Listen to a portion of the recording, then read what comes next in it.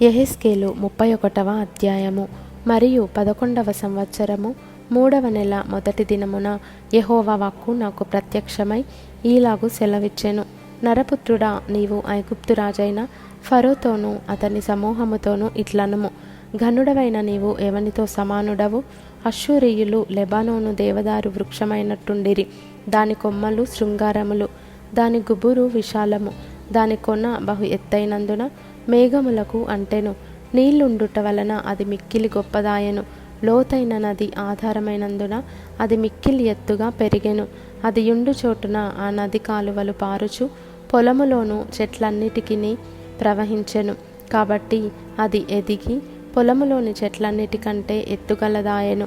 దాని శాఖలు బహు విస్తారములాయెను. నీరు సమృద్ధిగా ఉన్నందున దాని చిగుళ్ళు పెద్ద కొమ్మలాయెను.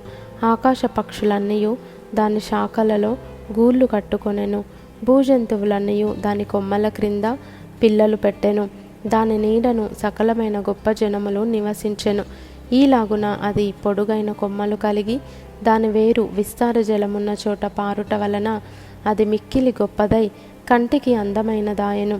దేవుని వనములోనున్న దేవదారు వృక్షములు దాని మరుగు చేయలేకపోయెను. సరళ వృక్షములు దాని శాఖలంత గొప్పవి కావు. అక్షోట వృక్షములు దాని కొమ్మలంత గొప్పవి కావు. దానికున్న శృంగారము దేవుని వనంలోనున్న వృక్షములలో దేనికిని లేదు. విస్తారమైన కొమ్మలతో నేను దానిని శృంగారించినందున దేవుని వనమైన ఏదెనులోనున్న వృక్షములన్నీయు దాని సొగసు చూచి దాని యందు అసూయపడెను. కావున ప్రభువైన యెహోవా ఈ మాట సెలవిచ్చుచున్నాడు. నీ ఎత్తును బట్టి నీవు అతిశయపడితివి.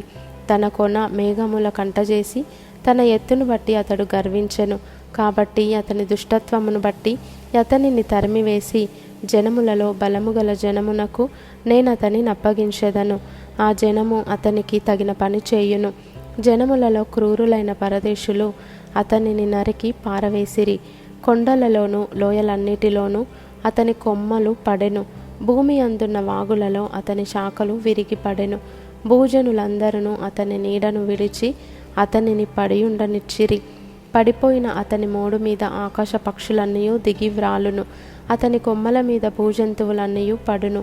నీరున్న చోటుననున్న వృక్షములన్నిటిలో ఏదియు తన ఎత్తును బట్టి అతిశయపడి తన కొనను మేఘముల కంటజేసి ఏ వృక్షము గాని దాని ఎత్తును బట్టి గర్వింపకుండునట్లు క్రింది లోకమునకు పోవు నరుల యొద్దకు దిగువారితో కూడా మరణము పాలైరి.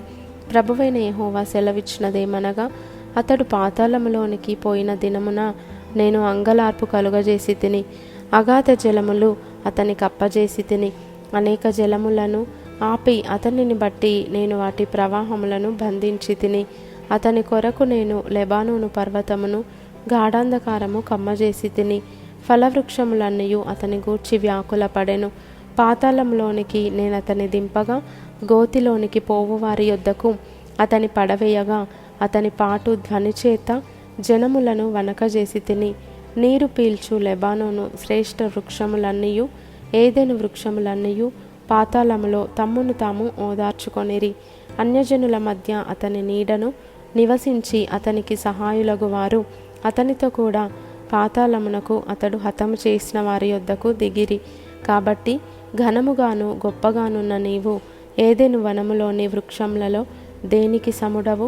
నీవు పాతాళంలోనికి త్రోయబడి ఘనులై అక్కడికి దిగిపోయిన రాజుల యొద్ద ఉందువు. ఖడ్గము చేత హతులైన వారి యొద్దను సున్నతి నొందని వారి యొద్దను నీవు పడియున్నావు. ఫరోకును అతని సమూహమునకును ఈలాగు సంభవించును. ఇదే ప్రభువగు యెహోవా వాక్కు.